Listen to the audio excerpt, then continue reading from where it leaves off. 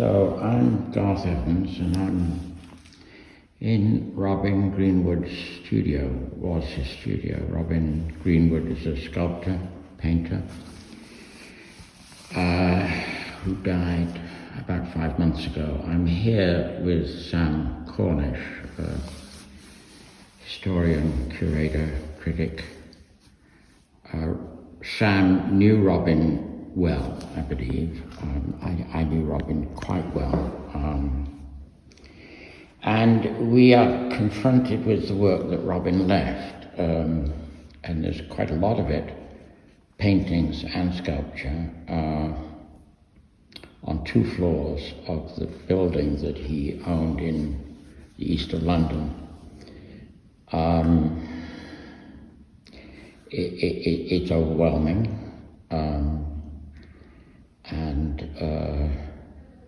I'm not quite sure how to begin or where to begin, except it is important to note that Robin left very clear instructions as to where, he placed everything, and it had to be exactly where he wanted it. And he also left instructions that he did not want photographs of these works published, at least for the time being. So you have to come here and actually see the stuff. And I'm not sure how many people are going to get to do that, but it would be wonderful if lots of people did. Sam. So, I knew Robin since around 2005, and he was in many ways an important influence on my life and career, and really the first person who really impressed upon me the importance of abstract painting and sculpture, even if I was already moving in that direction before I had met him. And if also that I did come to disagree with some of his ideas, at least over the course of our relationship of around, I guess, a decade and a half. Here in the 2 rooms, the downstairs studio and upstairs space, which he had converted into a gallery, primarily for showing other artists' work. Downstairs are a group of around 20, I think, large-scale sculptures, and upstairs, I guess there are around 10 smaller tabletop pieces. The sculptures are made of steel. Robin worked in steel, almost exclusively, although I think at some point he did include some other materials in some of his sculptures, but I don't see any evidence of that in the works that we are engaging here. And the works that we're engaging here don't seem to be a profound departure from anything that he had been working on, up to the point when he made these. Although when he made these is a question, because Robin had a practice in which he constantly recycled things. So sculptures would be made and then possibly exhibited and then brought back and cut up and worked on again.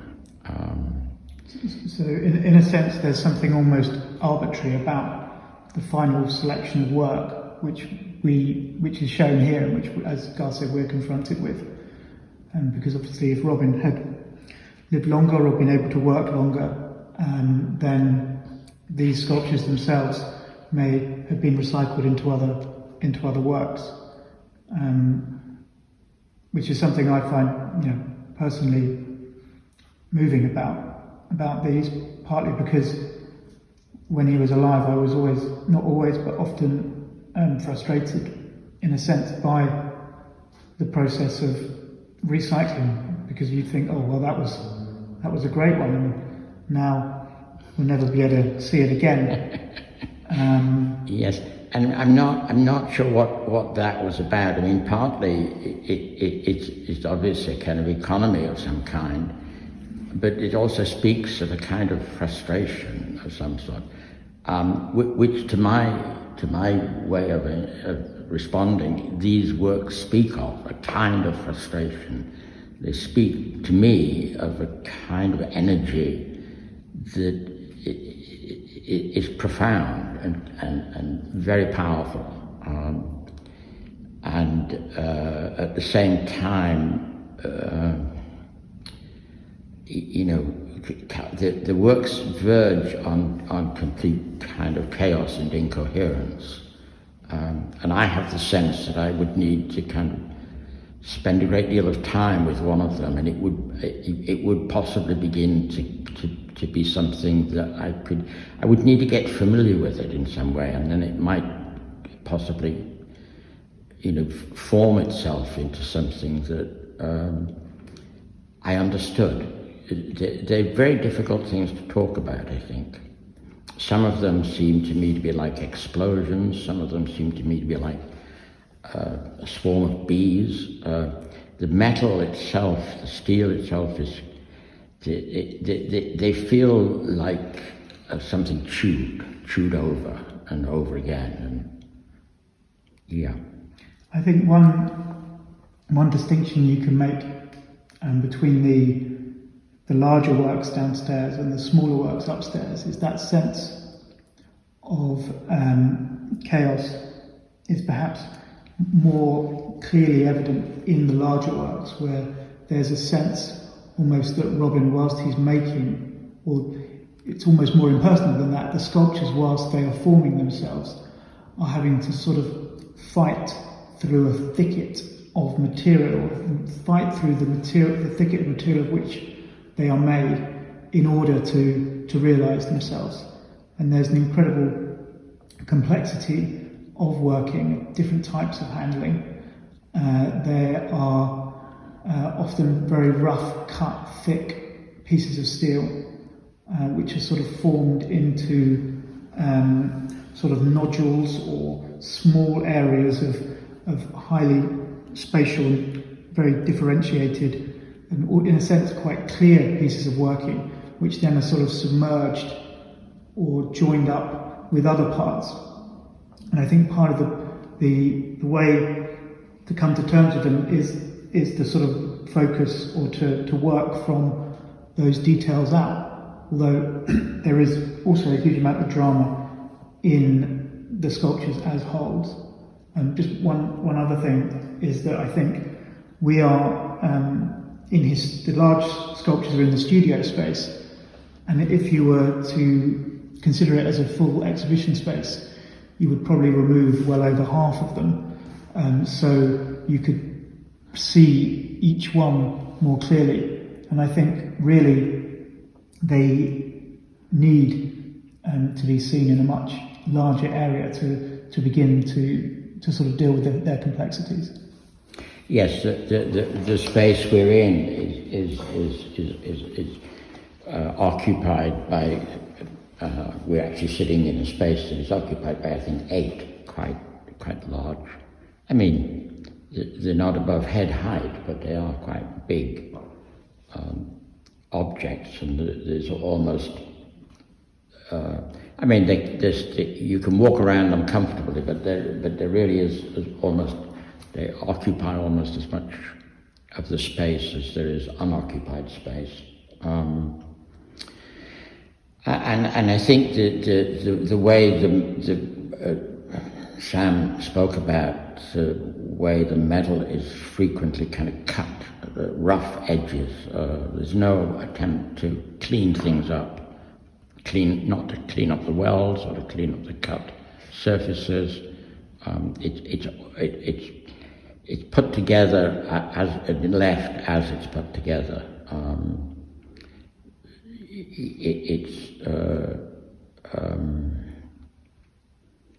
You can sense very clearly you can't sense the order in which things were put together, but you can clearly see where things are joined and how they're joined and what's connected to what. But they are quite dense. I mean, some of them are more dense than others. I find myself, trying to kind of feel my way through them and feel the space through them, and I get lost, where you might get lost in a Jackson Pollock painting or something. This was a distinction that I made in a review from a couple of years ago with some of the same works, I think, although certainly not exactly the same body of work, which is that the smaller sculptures, it's much easier to, in a sense, grasp the individual spaces of which the sculpture is comprised, and you sort of can move from space to space, the space shifting as you move sort of visually and sort of physically circling the sculpture. Whereas in the larger works, it's almost as if the material intrudes upon the space that it is, almost as if the sort of material overwhelms the space within and sort of immediately around the sculptures. I wonder if that feeling would, to some extent, dissipate or would become subtler if they were seen with a greater space around them, and which would allow them to be more fully understood. Yes, I wonder that too, and I wonder what, you said take half of them out. I think that the space we're in, which has 8 of these large objects in, really doesn't have room for more than 2, would be my sense. And I also wonder, how they would fare outdoors. There's something about them that I think feels like, I mentioned a swarm of bees, but also like some kind of chaotic growth that is not based on any kind of principle of Fibonacci series of numbers or anything. It is just that it initially offers itself as a jumble, and I was going to say jungle.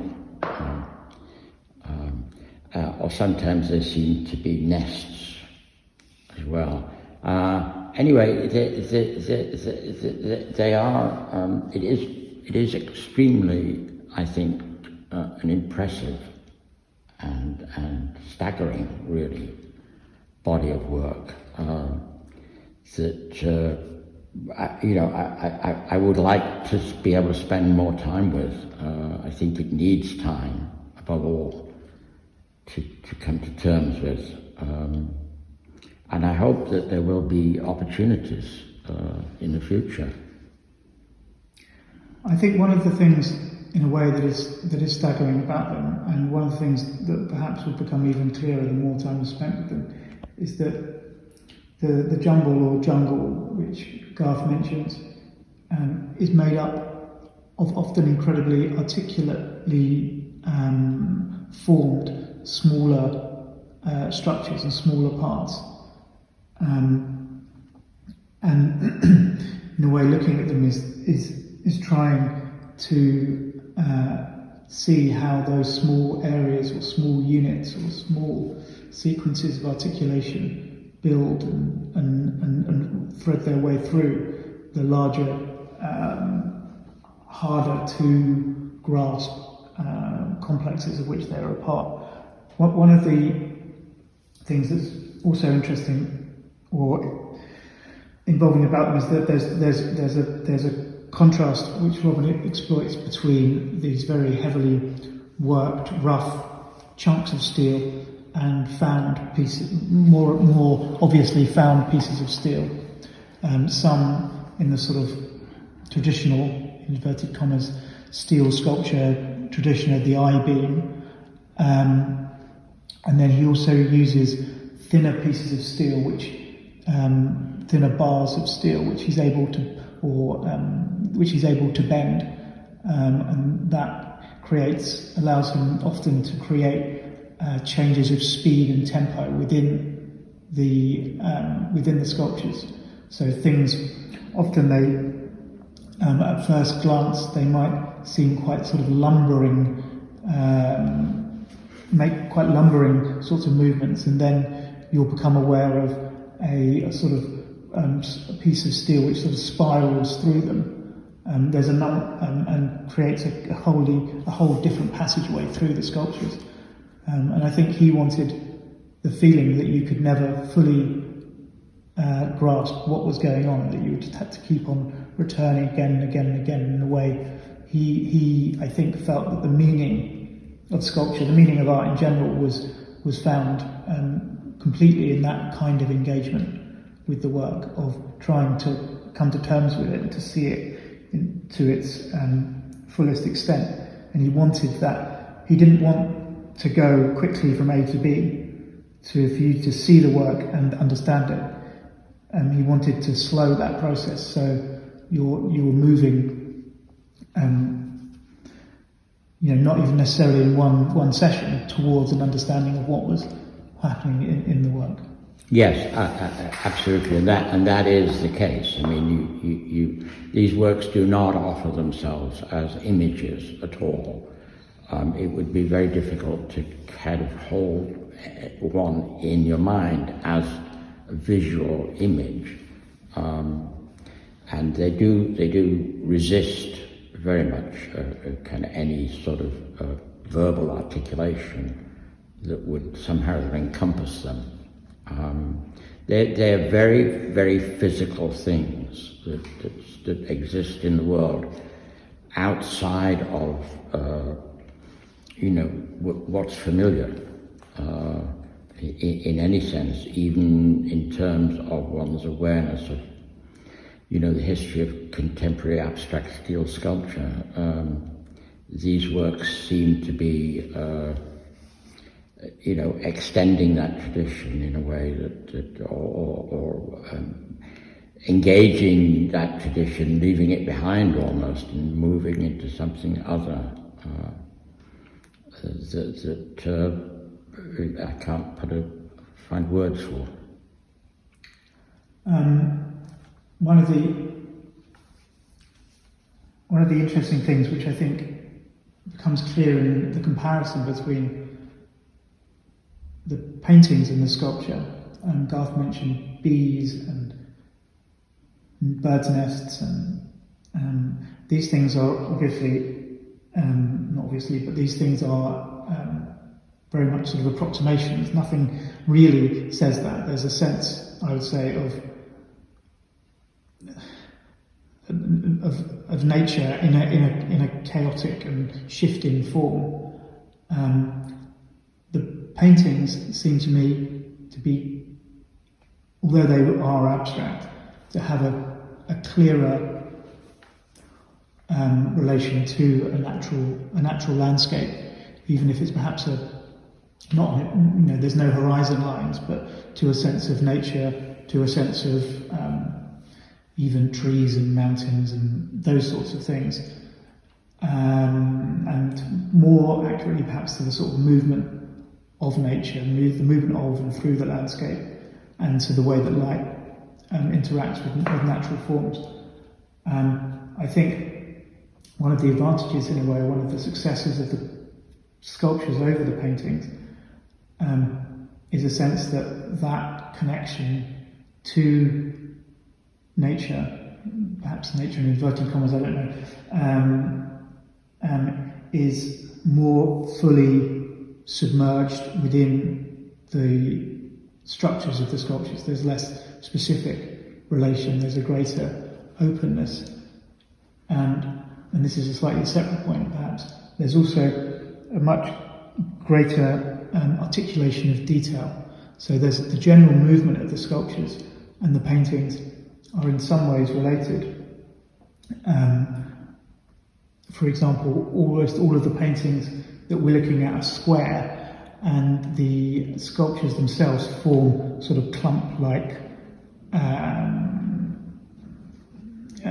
whole entities. There's a sort of connection between this general movement, but in the sculptures there's a much greater sense of detail, sort of almost vivid detail that sort of emerges out of the general movements that they create. I mean, the paintings, are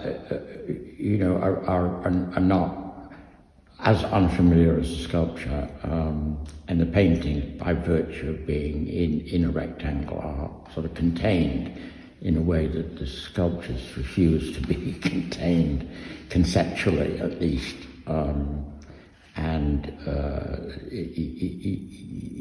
The sense of disorder, and yet, and almost as if the sculptures are reordering themselves as you engage them constantly, as you move in relation to them. And at the same time, the kind of energy and the kind of spirit of them is constant, I think. I mean, some of them, offer themselves as angry. Some of them offer themselves, well, one or two of them offer themselves as kind of fairly lyrical. But trying to grasp them in terms of understanding the ordering principle is what is for me at this point utterly impossible. And in a way, that is so engaging and wonderful. It keeps one, on tenterhooks. Yeah, I think for me that there's something thrilling about the works and about that moment where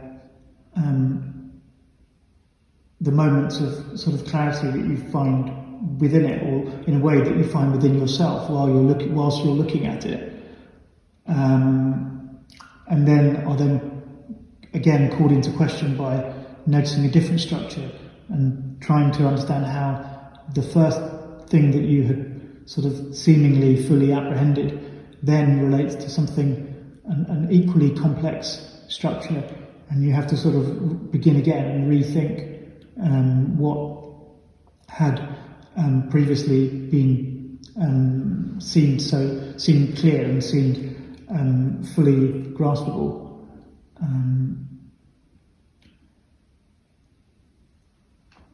Yes, you have to keep revising your understanding of what it is you're confronting in a way that, as you said, I think is kind of thrilling. I mean, it's also scary. I think they're wonderful things. Anyway, I think we should leave it there. I mean, it is really a shame that we don't have, or at least there is not yet an opportunity for these things to be shown more publicly.